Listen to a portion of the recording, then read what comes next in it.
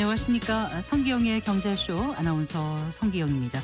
원달러 환율이 4거래일 연속 1,400원대에서 출발했습니다. 전날 환율은 종가 기준으로 3거래일 만에 1,300원대로 하락했지만 대미 투자 패키지 협상 등 관세 협상을 둘러싼 불확실성으로 다시 상승세로 돌아선 모양새인데요. 최근 한미가 관세 협상 일환으로 양국 간의 그 환율 관련 협의가 이루어졌다는 소식이 들려오는 가운데 여전히 우리 측 요구인 통화 스와프에 대해서는 불투명한 상황입니다. 또 오늘 이재명 대통령은 이시바 시게루 일본 총리와 부산에서 한일 정상회담을 가질 예정인데요. 퇴임을 앞둔 이시바 총리가 미국과의 관세 협상 서명 당시의 후일담을 들려줄지 주목되고 있습니다. 꽉 막힌 한미 관세 협상, 물꼬를 틀 방안은 무엇인지 함께 고민해 보겠습니다. 지난 17일이었죠. 서울시가 오늘로 만료되는 서울 강남 3구와 용산구의 토지거래 허가구역 지정 기한을 내년 말까지 1년 3개월 연장했는데요. 반면에 성동, 마포 등 이른바 한강벨트는 제외됐습니다. 토호제 재지정 발표 이후 부동산 시장 반응 살펴보고 전망도 해보겠습니다. 이 시간 유튜브로도 함께합니다.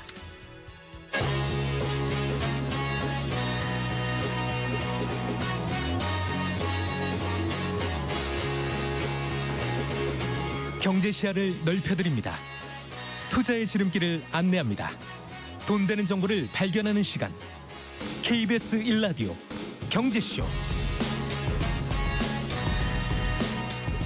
먼저 오늘의 주요 경제 뉴스부터 정리해드리겠습니다. 경제 뉴스 브리핑 손석우 경제평론가와 함께합니다. 어서 나오십시오. 네, 안녕하세요. 안녕하세요. 자, 오늘 국내 증시가 약세로 마감했네요. 네, 근데 하락폭이 크지는 않았습니다. 그러네요. 코스피가 네. 오늘 0.19% 하락하면서 3,424.60에 코스닥은 0.56% 하락한 841.99에 거래를 마쳤습니다. 네. 국가증권시장에서는 이제 외국인만 나홀로 매수, 개인과 기관은 팔자 우위였고요. 코스닥은 반대였습니다. 외국인이 매도, 개인과 기관이 매수 우위를 보였습니다.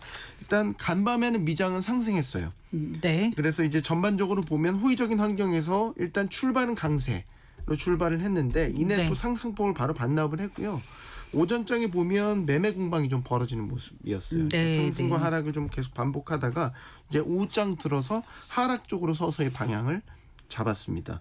오늘 시가총액 상위주들도 대부분 약세로 마감을 했고요.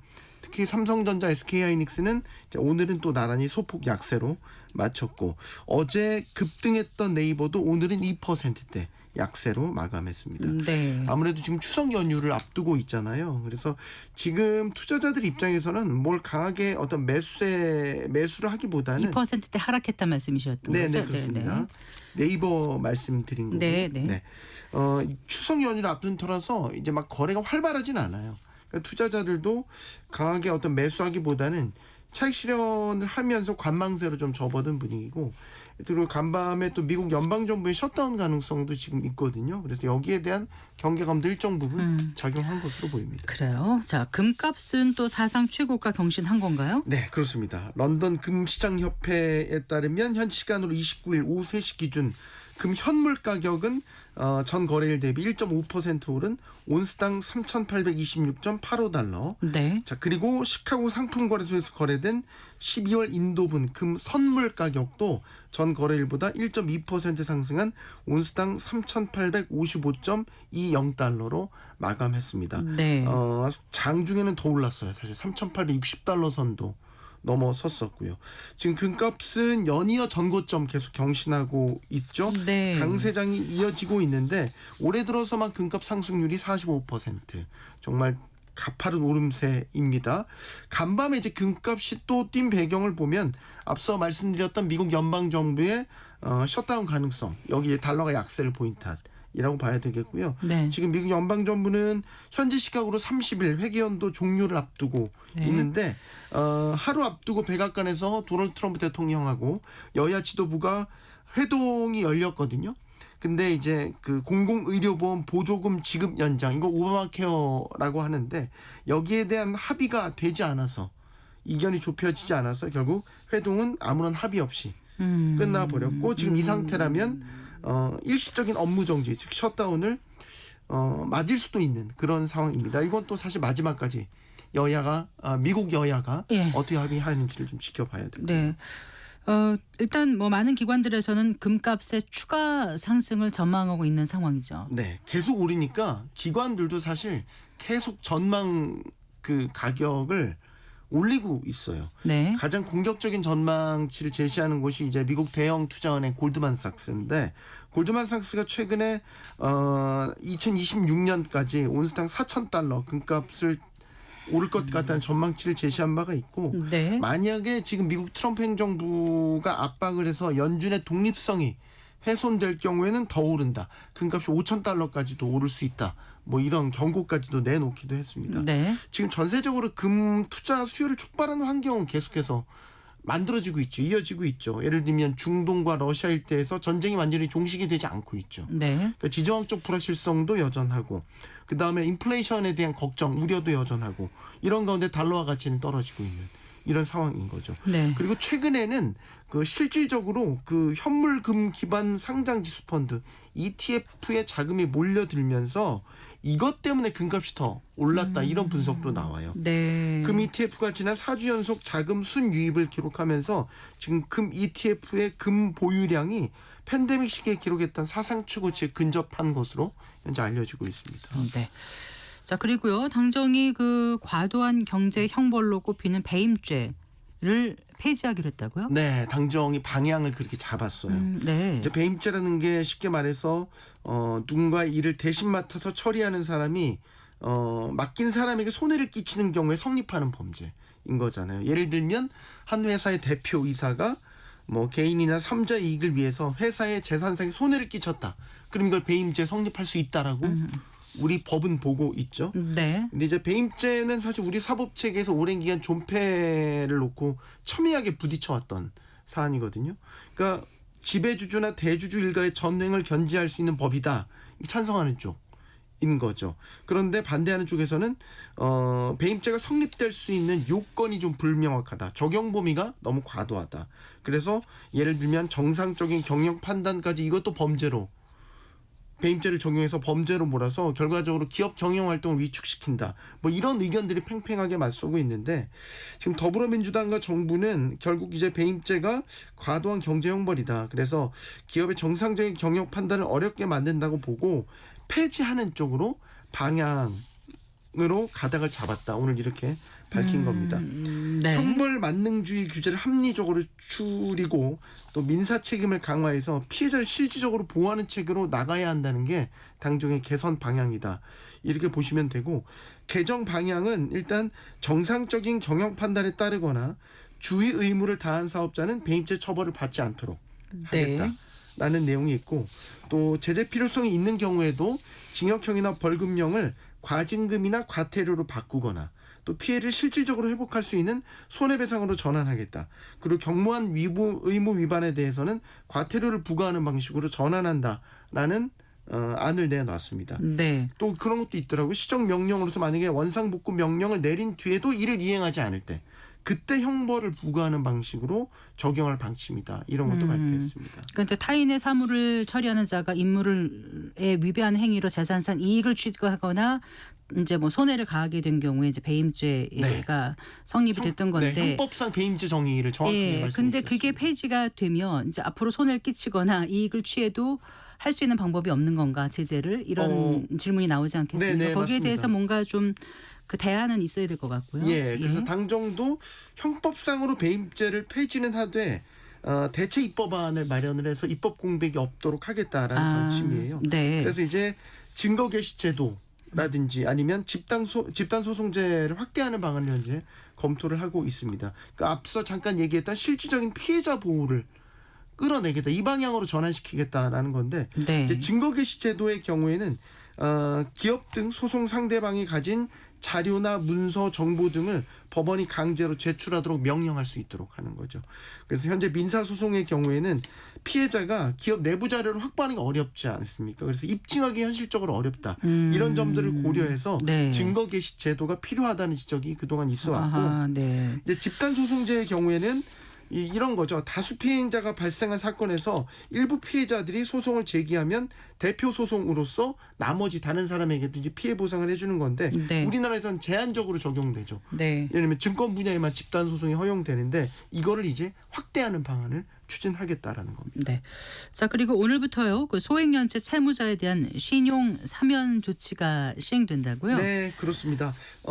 신용 사면은 이제 2020년 1월부터 2025년 8월까지 5천만 원 이하의 소액 연체 채무가 발생했지만 올해 연말까지 이를 모두 갚은 개인과 개인 사업자를 대상으로 이루어지게 됩니다. 네. 대상자를 추려보면 모두 370만 명. 그래서 역대 최대 규모의 신용 사면이 시작된 겁니다. 네. 우선 해당 기간에 발생한 연체 채무를 이미 갚으신 분들도 있어요. 이분들은 이제 257만 7천여 명인데 이런 분들은 오늘부터 곧바로 이제 연체 이력 정보가 삭제가 되고요. 아직 연체 금액을 상환하지 못한 분들도 있죠. 예. 이런 분들이 이제 112만 6천여 명인데 연말까지 전액 상환을 하면 별도 신청 없이도 신용 회복 지원을 받을 수 있게 되는 겁니다. 그러니까 이번 조치로 신용 평점이 좀 오르게 되는 분들이 계시겠네요. 네, 이제 시뮬레이션을 돌려보고 기존에 이제 채무 그 신용 회복을 받으신 분들을 추려봤더니 일단 8월 말까지 연체 금액을 모두 갚은 분들의 신용회복 지원 효과를 분석을 해봤더니 개인의 경우에는 신용평점이 평균 616점에서 656점으로 40점이 상승을 했고 네. 20대와 30대의 평균 신용평점은 50점, 42점씩이 올라서 청년층의 경우에는 조금 더 이제 재기 지원 효과가 네. 두드러진 것으로 나타났고요. 네. 그러면 이제 이번 조치로 지금 예상으로는 약 29만 명 정도가 신용카드를 새로 발급받을 수 있을 것으로 보이고 네. 23만 명은 은행권 신규 대출 평균 평점을 이제 웃도는 신용 점수를 회복하게 되니까 네. 은행권의 신규 대출 문턱도 넘을 수 있을 것으로 전망이 됩니다. 그리고 아까 개인뿐만 아니라 개인 사업자도 말씀드렸잖아요. 네네. 개인 사업자의 신용 평점은 지금 696점에서 727점으로 31점이 올라서 앞으로 한 2만 명이 1금융권 대출이 가능해질 것으로 예상이 되고 있습니다. 네. 자, 오늘부터 각종 신용평가에서 홈페이지에서 신용회복 지원 대상 여부를 확인할 수 있고요. 대상자의 경우에는 별도로 신청은 안 하셔도 됩니다. 네. 신용회복 평점이 자동으로 올라간다고 합니다. 알겠습니다. 잘 들었습니다. 고맙습니다. 감사합니다. 경제 뉴스 브리핑 손서구 경제평론가와 함께했습니다.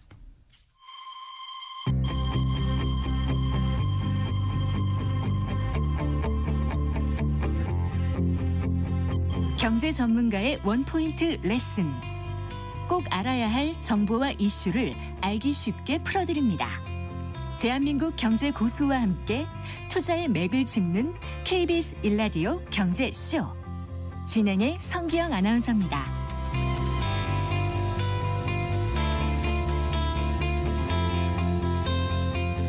4시 18분입니다. 한미 관세 협상이 계속 이어지고 있는 가운데 미국의 압박이 거세지고 있죠.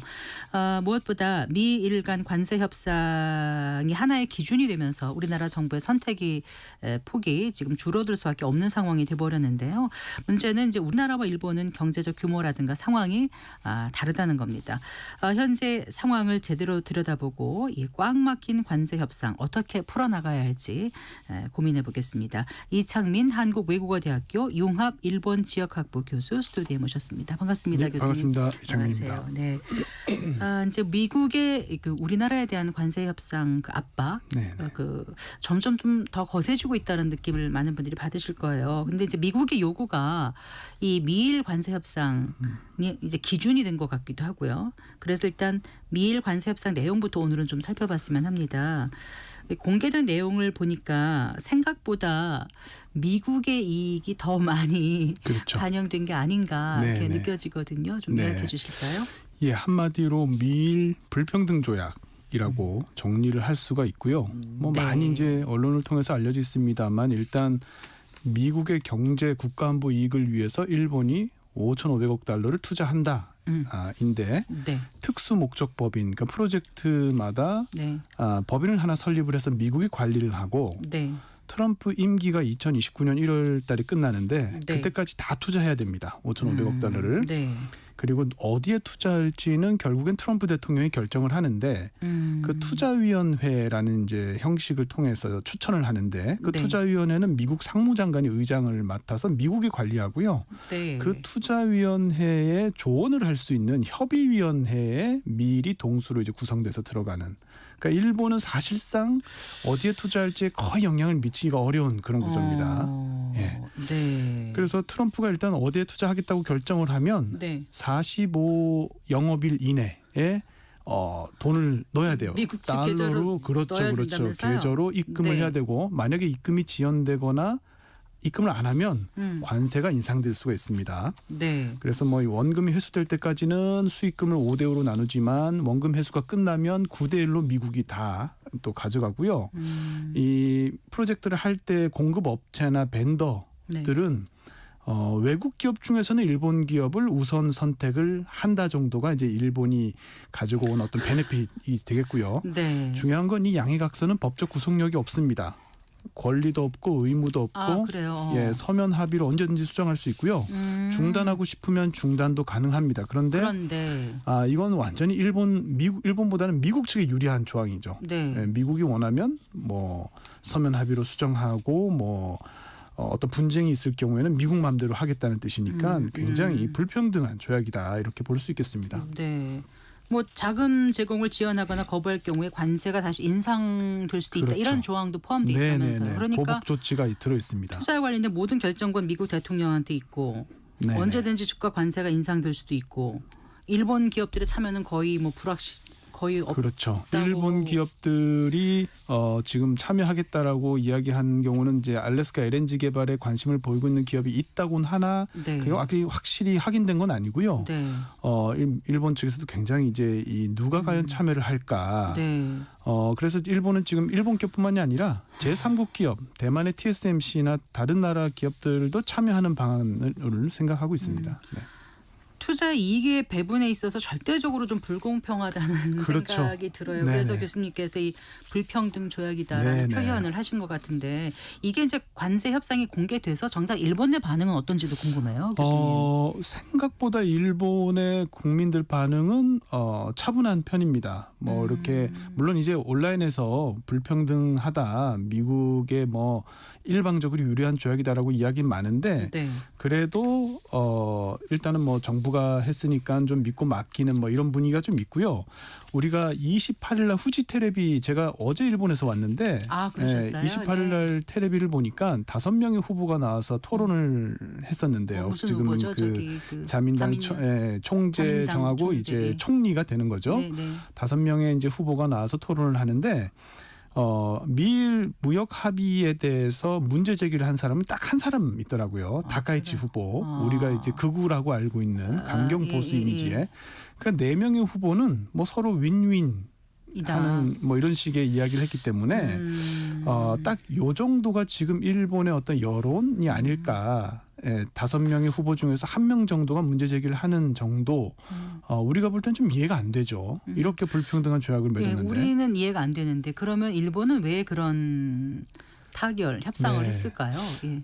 이게요. 네. 그 일본이 지난 이제 1월 달에 이시바 총리하고 트럼프 대통령이 처음 만났을 때부터 네. 일본은 투자를 하겠다고 자꾸 얘기를 했어요. 그러니까 관세 대신에 투자, 네. 관세를 투자로 프레임 전환하려고 했고 이시바 총리는 지금 현재 일본이 미국에 8천억 달러 정도 누적 투자를 하고 있는데 여기에 한 2천억 더 얹어서 1조 달러까지 하겠다. 그 정도 된다는 거죠. 네. 2천억 달러 정도 더 하겠다고 얘기를 했는데 예. 그게 나중에는 2천억 달러가 4천억 달러가 되고 최종적으로는 5,500억 달러가 된 거예요. 달러까지 된 거죠. 그래서 이 금액이 사실은 엄청나게 많은 금액인데 네. 그럼에도 불구하고 일본은 왜 자꾸 투자로 전환하려고 했냐면 사실 일본이 투자대국입니다.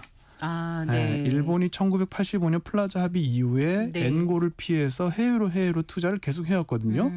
전 세계에서 네. 가장 많이 투자하는 나라이고 일본의 경상수지 흑자의 대부분은 소득수지에서 오는데 그 소득수지가 해외에 투자한 자산에서 발생하는 이자와 배당이거든요. 네. 그러니까 일본은 거대한 투자대국이에요. 그러니까 투자로 하는 게 이 자국 입장, 일본 입장에서는 가장 그나마 좀 뭐랄까요 그런 관세의 타격을 좀 줄일 수 있는 방안이었기 때문에 투자로 네. 이제 하려고 했던 거죠. 근데 네. 투자하면은 이제 뭔가 이제 그 이익이 나야 되는데 그 이익 배분에 있어서 그렇죠. 너무 균형이 맞지 않기 네네네. 때문에 애초에 프레임 전환은 그렇게 하더라도 여전히 좀 이해가 되지 않는데 네네네. 왜 그랬을 것 같으세요? 일본은 사실은 미국의 어떤 우산 아래서 자유무역 질서 속에서 가장 큰 사실은 수혜를 입어서 성장해왔죠. 예전에 가트 체제에서 네. 이제 WTO 체제에서는 중국과 한국이 수혜를 입었지만 아트가 관세와 그렇죠. 무역에 예, 관한, 관한 일반 협정. 협정인 예. 거죠. 네. 그래서 사실은 돈을 많이 벌어서 1985년에 플라자 합의를 하면서 미국 측에 많이 뜯겼습니다. 그래서 이제 잃어버린 아픈 30년이 경험. 왔는데 네. 사실은 지금 또 그와 비슷한 상황인 것 같아요. 그러나 일본 입장에서는 미국과 함께 하지 않는다는 선택지는 사실 없기 때문에 네. 이게 일본의 굉장한 국부를 가져갈 수 있다는 걸 알면서도 사실은 다른 선택지가 여의치 않았던 것 같아요. 그리고 네. 또 한 가지는 별도 이면 계획 같은 건 없나요? 이면 계약의 가능성은 있는데 그걸 저희가 알지 못하니까 그렇죠. 하나 있고요. 또 한 가지는 일본의 그 협상단이 뭐 관료 출신입니다. 그 아카자와라는 분이 네. 그런데 미국의 뭐 하우드 러트닉이나 베센트나 전부 다 월가에서 뭐 네. 장사꾼의 마인드를 가지고 있는 사람들이잖아요. 저는 일본의 어떤 협상이 그런 부분에서 조금 장사꾼들한테는 조금 좀 뭐랄까요 약점이 잡히는 이런 식이 좀 되지 않았나 그런 측면도 없지 않아 있지 않나 이런 생각이 듭니다. 네. 예. 지금 이제 우리가 지금 일본을 좀 살펴봤는데 일본의 협상안이 기준점이 돼서 우리한테 자꾸 미국이 관세 협상의 수위를 높여가는 게 아닌가 싶어서 여쭤봤던 거고요. 사실 이제 유엔 총회가 열리는 내내 지금 이제 한미 관세 협상 두고 미국과 신경전을 우리가 벌이지 않았습니까? 네네. 말씀하신 하워드 러트니 미국 상무장관 같은 경우는 이제 뭐 구두 합의에 따라서 기존에 얘기한 그 3,500억 달러보다 네네. 더 대미 투자 금액을 늘릴 수도 있다고 얘기한 거예요? 네, 그런 보도가 있었습니다. 예. 그래서 이제 하워드 러팅 상무장관은 투자 금액을 더 늘려라 이런 얘기를 했었고 네. 거기에 대해서 이제 우리 쪽에서는 이거는 꼴대로 움직이는 거다. 네. 기준을 바꿔서 또 더 이 투자 금액을 요구해서는 안 된다. 네. 현재 상태에서도 사실은 현금성 투자 지급은 우린 곤란하다 이런 네, 얘기를 네. 이제 했습니다. 아마도 미국 측에서는 이 더 높게 불러서 강한 어떤 지렛대로 사용하려고 한 것 같아요. 이제 협상 전략으로 이렇게 쓴 것 같고 지금 미국이 생각하는 거는 일본과 했던 협상 방식을 그대로 적용하는 거거든요. 네. 근데 이제 한국이 좀처럼 말을 듣지 않으니까 아예 더 세게 불러서 네. 이제 관세랑 똑같죠. 원래 없던 관세를 25% 불러서 좀 깎아줘서 15% 하는 것처럼 네, 우리 시장에 가서 흥정할 때도 세게 그렇죠. 부르고 점점 돈을 3,500억 낮추고 달러인데 한 5천억 달러 불러서 조금 깎아줄게 해서 그런 식이 아닌가 생각이 들고요. 다만 네. 우리의 지금 외환 보유 사정이나 재정 여건, 네. 기업의 어떤 투자 여력, 환율 시장 이런 거 생각하면 지금 3,500억 달러도 힘든데 네. 증액은 뭐 더 말도 안 되는 그런 조건이죠. 네. 예. 그래서 이제 우리 정부는 지금 한미 무제한 통화 스와프를 선결 조건으로 제시한 상황이지 않습니까? 네네. 그런데 그럼 한미 통화 스와프가 체결이 된다라면 지금 네. 말씀하신 3,500억 달러 투자와 통상 합의는 우리에게 괜찮은 건지. 아니요. 이게 불가능한 겁니다. 왜냐하면 일단 첫 번째 네. 무제한 통화 스와프를 실제로 체결해 줄 가능성이 없어요. 네. 네, 왜냐? 지금 무제한 통화 스와프라고 하는 건 사실 마이너스 통장이거든요. 우리 마이너스 통장 개설해줘 네. 이건데 달러비 좀 내서 하겠다는 건데 지금 마이너스 통장을 개설해주고 있는 곳이 5군데입니다. 네. 이건 나라 대 나라가 하는 게 아니고 네. 중앙은행이 하는 거예요.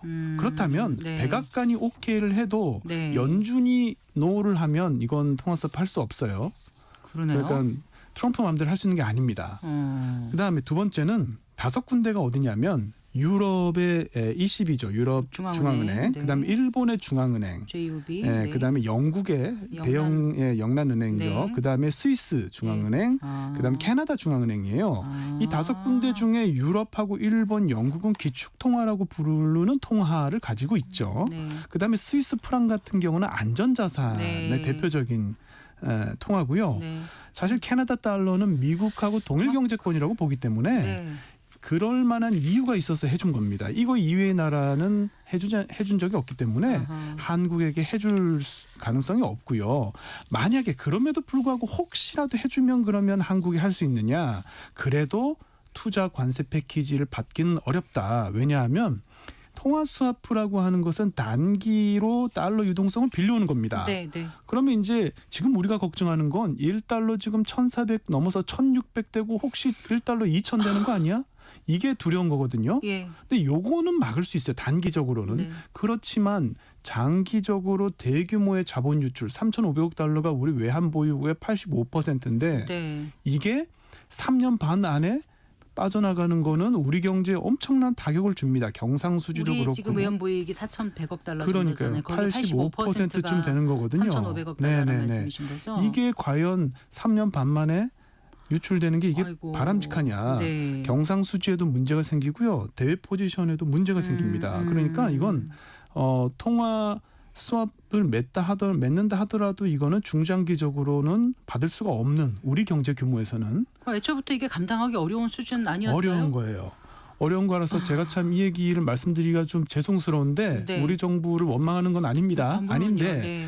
아마도 그런 생각했던 것 같아요. 첫 번째는 굉장히 그 조급해서 정부가 들어서고 얼마 되지 않아서 협상에 임하다 보니 두 번밖에 못 만났어요. 네. 그 가운데 빨리 일본이 협상을 했기 때문에 네. 일본이 타결을 했기 때문에 한국도 빨리 해야 된다는 어떤 조바심 때문에 그래도 일본보단 조금이라도 나은 조건으로 받아야 된다는 사실은 좀 경쟁심이 있었어요. 우리 정서상 그게 네. 하나의 패착이었고 두 번째는 에이 설마 트럼프 임기 안에 이거 다 하겠어? 결국에는 융자하고 융자 보증하고 어쩌고 저쩌고 하다 보면 5년 10년 갈 텐데라고 그런 기대도 있죠. 그런 기대를 했었어요. 예. 그런데 이렇게 일본이 3년 반 만에 5,500억 달러를 캐시로 꽂아주겠다 이렇게 나올 줄 몰랐거든요. 그러니까 일본은 가능하죠. 제가 항상 일본은 건물주고 한국은 이제 성공한 월급쟁이라고 얘기하는데 건물주가 건물 하나 더 사는 건 가능해요. 근데 월급쟁이가 월급 많이 받는다고 건물 사는 건 쉽지 않거든요. 그래서 이게 지금 우리는 쉽지 않다. 우리가 조금 안일했던 마음 또 조급함 이런 것 때문에 사실은 좀 3,500억 달러를 덜컥 받은 게 아닌가 이런 생각이 듭니다. 그러니까 이제 통화 스와프가 된다 하더라도 사실상 3,500억 달러는 너무나 감당하기 불가능하다고 어려운 생각이 돼요. 액수인데 예. 이 상황에서 또 구윤철 부총리 겸 기재부 장관이 미국과 환율 협상에 대해서는 협의가 완료됐고 조만간 발표할 계획이라고 했는데 또 기재부에서는 또 정확하게 얘기를 하지 않고 있고 어떻게 되고 있는지 잘 모르겠습니다. 많이 오해들 하시는데 예. 이 환율 협상은 네. 관세 협상이나 통화 스와프랑 아무 관련이 없는 그런 겁니다. 거예요? 예. 지금 제가 말씀드린 것처럼 미국이 지금 일본에게 했던 거 그대로 한국에 적용한다 그랬잖아요. 네. 일본도 9월 11일에 환율 협상을 완료했습니다. 그때 내용이 뭐냐면 크게 세 가지예요. 첫 번째, 미국 재무부와 일본 재무성은 외환 및 거시 정책 분야에서 긴밀히 협의하겠다 앞으로도. 네. 두 번째는 환율은 시장에서 결정돼야 된다. 그 얘기였어요. 네, 그다음 세 번째가 뭐 질서 없는 움직임은 개입 대상으로 고려할 수도 있다. 굉장히 원론적인 얘기잖아요. 그렇군요. 그러니까 이거를 이제 우리하고도 이 수준에서 했다는 얘기입니다. 그러니까 아마도 한국을 환율 조작국으로 지정하거나 하는 그런 부분에서 아마 조작국으로 지정하지 않는다 정도가 아마 내용으로 발표될 것 같아요. 그러니까 시장에서 기대한 내용하고는 다른 네, 내용이었군요. 네, 네, 네. 그런데 이제 그 퇴임을 앞둔 이시바 시게루 일본 총리가 이제 그 부산을 방문하는 거죠. 네, 오늘 와서 네, 네. 내일까지요. 여기 이제 이재명 대통령도 네, 가서 이제 맞습니다. 만나는 걸로 알고 있는데 네. 이 만남이 어떤 의미를 가질까요? 사실 이시바 시게루 총리는 지금 임기가 이제 끝나고 10월 4일에 이제 새로 총재 선거가 지금 예정돼 있습니다. 네네. 그렇다 보니까 사실은 뭐 어떤 큰 의미를 가지고 있다기보다 일단은 8월 23일 날 이재명 대통령이 이시바 총리를 방문했기 때문에 셔틀 외교 차원에서 이제 네. 답방을 하는 거고요. 예. 이제 본인이 한국과의 관계 개선을 굉장히 자기의 큰 치적으로 생각하기 때문에 그걸 이제 끝나기 전에 한 번 더 강조하고 자신의 뭐 업적을 좀 이렇게 남기고 싶은 이런 것도 있을 거고요. 네. 그래서 뭐 크게 의미가 있다고 보기는 어렵다. 작년에 키시다 총리가 그만둘 때도 똑같이 한국을 방문했었어요. 그러니까 지금 뭐 그게 하나의 관례처럼 지금 돼가고 있는 것 같아요. 네, 그래도 이제 그 미국과 관련한 논의라든가 관세 협상 관련해서 어떤 우리가 힌트를 얻을 수 있는 그런 자리가 되지 않을까 싶기도 한데 어려울까요? 근데 일본이 한 대로 우리가 하면은 굉장히 어려운 상황이라서 사실 우리는 일본과 다른 길을 가야 돼서 네. 힌트를 얻는다고 해서 그게 우리에게 적용이 될까? 아까도 말씀드린 것처럼 일본은 어마어마한 투자 대국이 우리는 수출 대국이거든요. 우리는 수출해서 먹고 사는 나라고 일본은 투자해서 먹고 사는 나라이기 때문에 네. 수출해서 먹고 사는 나라가 이렇게 미국의 투자를 원래 했던 누적 투자액이 800억 달러인데 그거에 400%를 넘게 해야 되거든요. 예. 그러니까 이건 쉽지 않을 것 같아요. 예, 네. 힌트를 얻더라도. 예. 일단 그 이시바 총리 후임으로 가장 유력한 인물이 다카이치 사나이. 다카이치 사나에하고 지금 고이즈미 신지로 예. 있습니다. 원래는 이제 고이즈미 신지로 쪽이 굉장히 가능성이 높았습니다. 네. 그런데 얼마 전에 그 댓글 조작 그걸 지시했다는 파문이 일면서 네. 다카이치 사나에가 지지율이 갑자기 이제 오르기 시작을 했고요. 그런데 사실 다카이치 사나에는 강경 보수 이미지가 있기 때문에 안티가 많아요. 당내에도 많고 당 밖에도 많습니다. 지금 자민당이 자력으로는 과반수가 안 되기 때문에 네. 법률도 통과되지 않고 뭐 굉장히 힘들죠. 그래서 결국은 야당의 협력을 빌려야 되는데 네. 그러면 다카이치가 되면 또 자민당 쉽지 않아요. 그래서 지금 고이즈미는 정책 이해도가 조금 부족하고 이번에 댓글 뭐 이렇게 문제가 있고 그렇다 해서 다카이치는 또 너무 협치가 어렵고 그래서 제3의 후보인 하야시 후보 쪽도 지금 이야기가 많이 나오고 있습니다. 그래요? 차라리 중간 계투로 하야시 후보가 총리가 되는 게 낫지 않을까? 그래서 지금 시나리오는 이렇게 될 것 같습니다. 1차 투표가 있고 1차 투표에서 과반이 안 나오면 2차를 가거든요. 네. 1차 투표에서 다카이치 사나이가 과반 이상 득표하면 거기서 끝납니다. 네. 그런데 1차에서 과반이 안 나오고 만약에 2차를 갈 경우에 그때는 다카이치가 될 가능성이 없어요.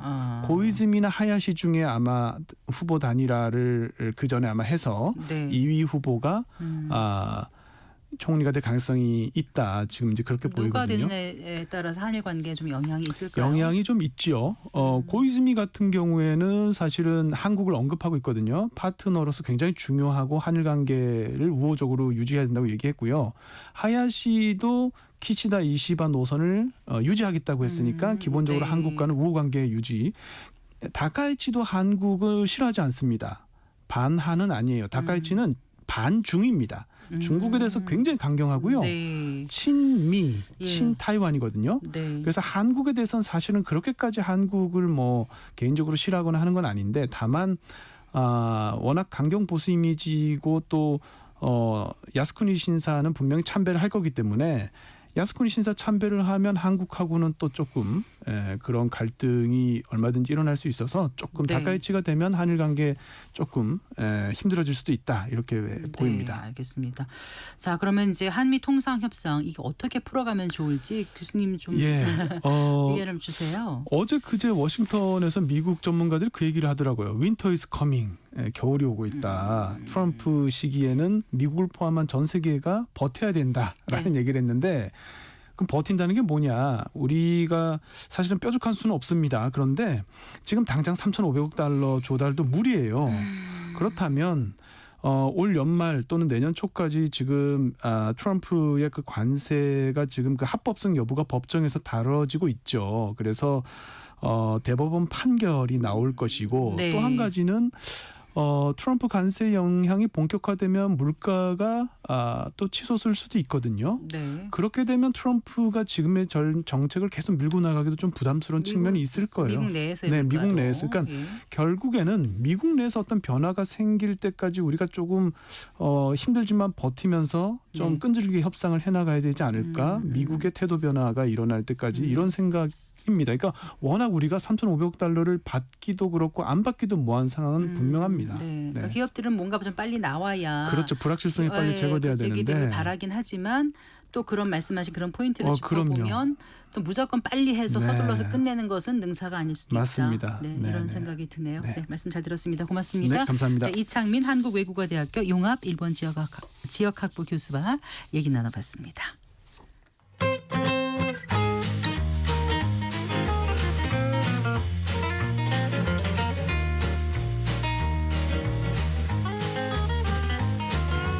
경제 맛집 투자 핫플.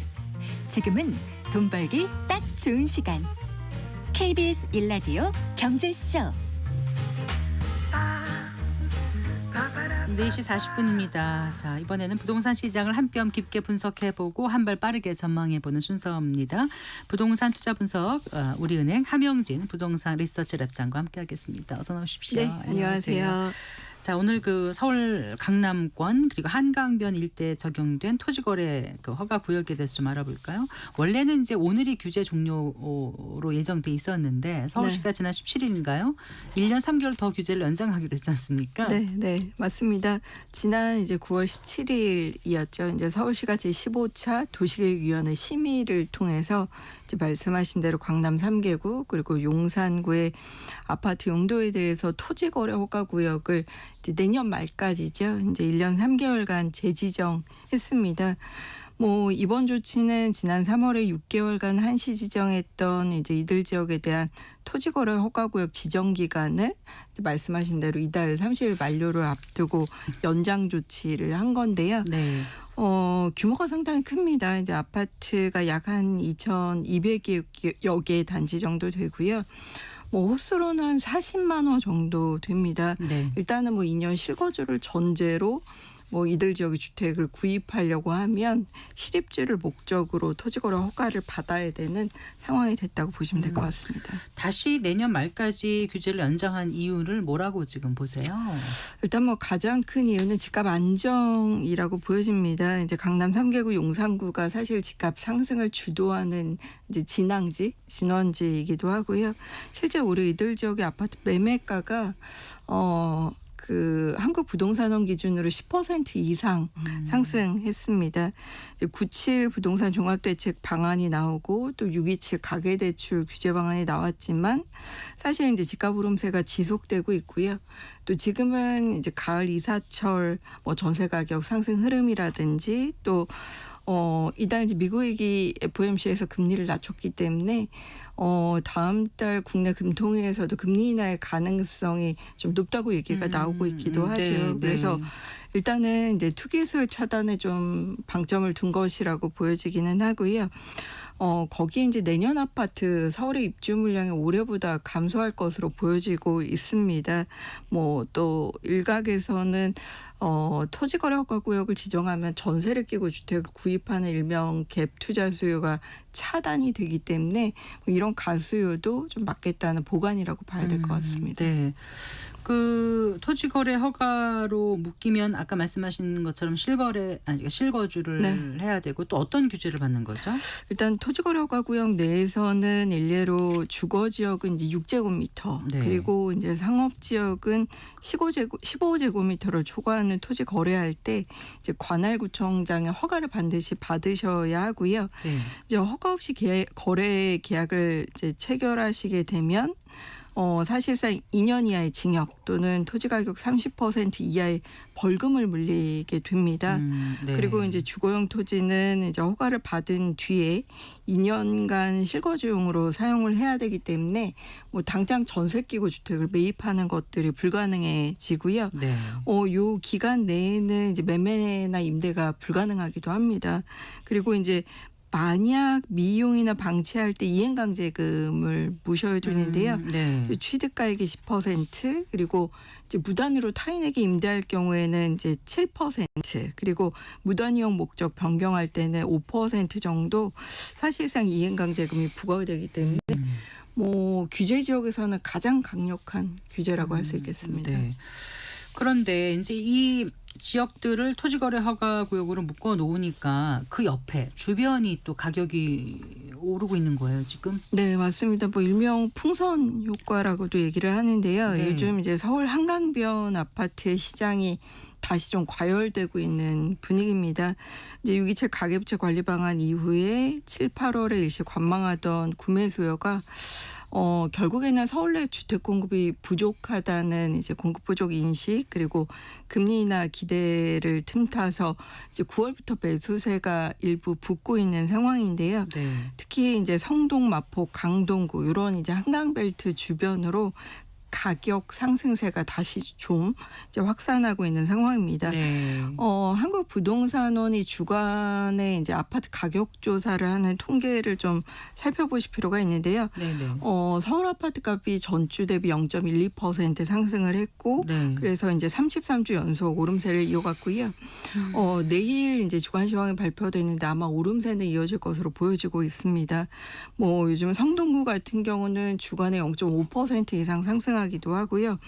올해 이제 강남과 거의 이제 장을 겨룰 수 있는 누적 상승률이 10% 정도 집값이 올랐습니다. 네. 뭐 이런 부분들이 양천, 영등포, 광진, 강동, 마포구로 이제 확산이 되면서 정부 입장에서는 이들 지역을 토지거래라고 하고요 묶어야 되는 것이냐 뭐 이런 시장의 요구도 일부 나타나고 있는 네. 것으로 보여집니다. 그래서 토지거래 허가구역으로 묶이기 전에 막판이라도 사야 된다. 네. 그런 수요가 지금 몰리면서 더 상승세를 부채질한다. 이런 얘기도 있던데 어떻게 보세요?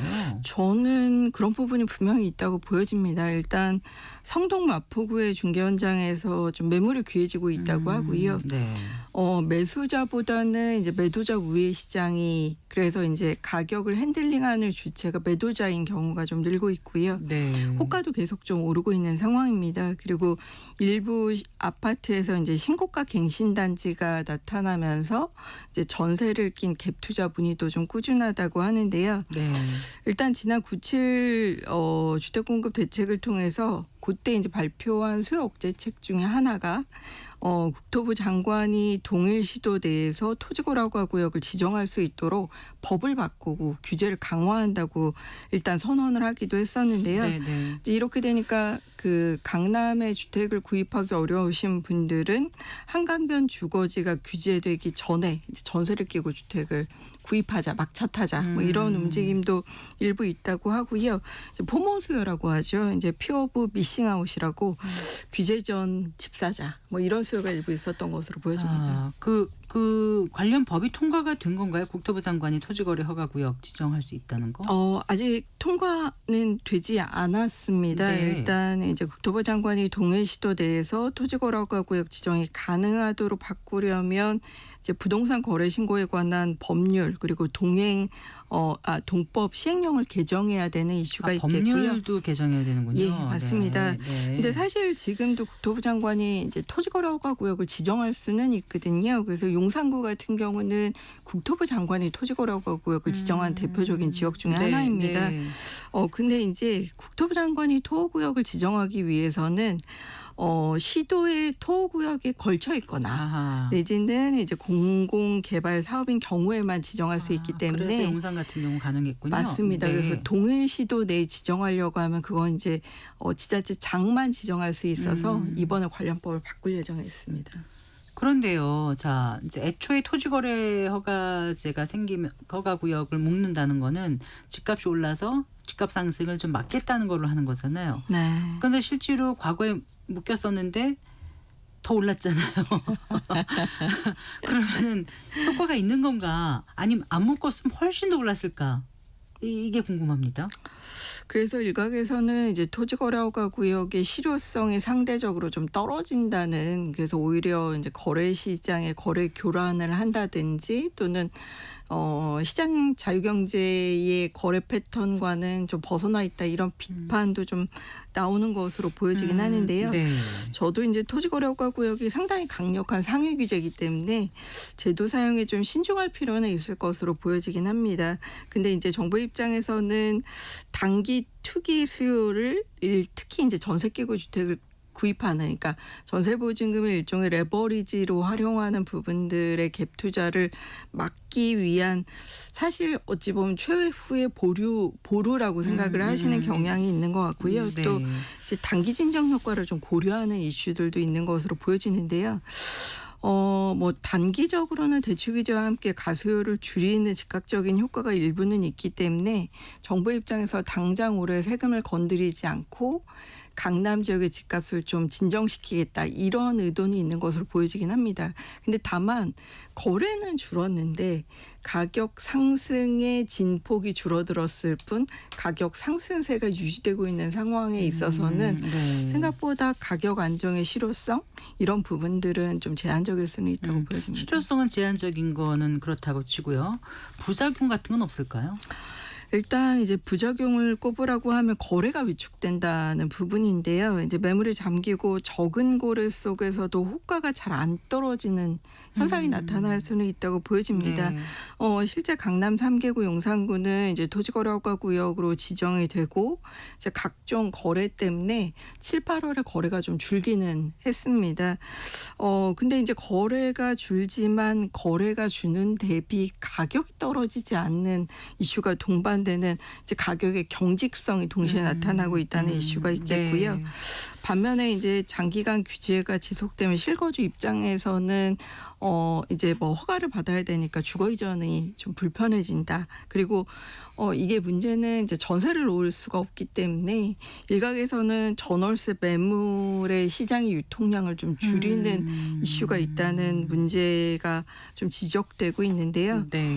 일단 대기 수요가 남아있는 상황에서 뭐 구역 지정 해제 시점 이렇게 틈타서 일시적으로 수요가 몰리는 이슈를 줄이려고 보다 보니 정부 입장에서 또는 지자체 입장에서는 어쩔 수 없이 규제를 강화하는 것으로 보여집니다. 네.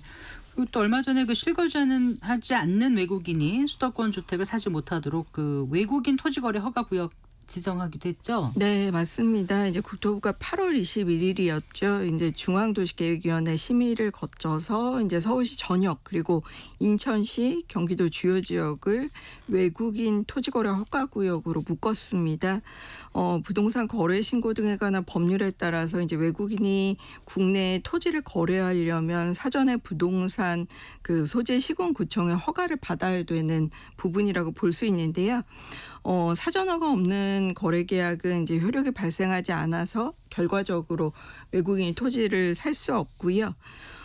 주거 지역 같은 경우는 토지 거래 면적이 6제곱미터 가 허가 대상이고 그리고 주택 허가를 받은 외국인은 이제 허가일로부터 4개월 이내에 해당 주택에 실입주를 하셔야 됩니다. 그리고 네. 주택 취득 후에 2년간 실거주를 하기 때문에 이제 전세를 끼고 주택을 구입하는 부분들도 외국인이 이제 불가능해졌다고 할 수 있겠고요. 네. 이제 위반 사실이 확정이 되면 이제 주택 소재지 시군구청장이 3개월 이내 기간을 정해서 이행명령을 내리고 이행하지 않을 경우에는 의무 이행 시까지 이행강제금이 부과되기 때문에 사실 이런 부분들은 뭐 호주나 캐나다, 싱가포르 같은 뭐 외국에서 하는 부분들을 국내에도 들여왔다고 보시면 될 것 네. 같습니다. 그러니까 해당 지역에서 토지거래 허가와 함께 자금 조달 계획서도 내야 되고 네. 또 입증 자료 제출 의무도 뭐 확대한다고 하더라고요. 네, 맞습니다. 이제 현재 자금 조달 계획서 그리고 입증 서류 제출은 이제 투기과열 지분의 주택 거래에만 적용되는 부분인데요. 이번에 외국인 토지거래허가 구역 내 거래에도 확대 적용할 예정에 있습니다. 일단 외국인의 자금 출처 조사를 강화하기 위해서 자금 조달 계획 내용에 대해서 해외 자금 출처나 이제 비자 유형 이런 부분들도 추가할 예정에 있고요. 그리고 해외 자금 불법 반입 또는 무자격 임대 사업 적발할 때 적극적으로 활용한다고 하니까 사실 이제 국내와 다르게 자금 조달과 관련된 불법 이슈들이 있었기 때문에 네. 이런 부분의 투명성이 높아질 것으로 보여집니다. 자, 토지거래 허가구역 지정에 대해서 오늘 말씀해 주셨는데요. 이제 시장에 어느 정도 단기 안정 신호를 줄 수 있긴 합니다만은 또 결과적으로 완전히 집값 장려에 성공한 것 같지는 않고 네. 어떻게 해야 집값이 좀 안정이 될 수 있다고 보시는지요? 일단 이제 강력한 규제만으로는 사실 요즘과 같은 이제 공급 불안 이슈 내지는 금리가 내릴 것이라는 기대감에 부동산 자산으로 자금이 쏠리는 현상들을 완전히 막을 수는 없을 것으로 보여지고요. 네. 그리고 요즘과 같이 강남이나 한강변 주거 선호를 완전히 똘똘한 한 채 선호로 억누르기는 좀 제한적이라고 보여집니다. 뭐 중장기적으로는 좀 운용 자금을 분산할 수 있는 대체 투자처를 좀 마련해주는 전략들이 필요할 것으로 보여지고요. 네. 이제 공공과 민간이 좀 협력해서 주택 공급 확대 방안을 펼쳐야 될 것으로 보여집니다. 네. 잘 들었습니다. 고맙습니다. 네, 고맙습니다. 형진 우리은행 부동산 리서치랩장과 함께했습니다. 마칠 시간입니다. 성기영의 경제쇼 오늘 순서 여기까지입니다. 아나운서 성기영이었습니다. 고맙습니다.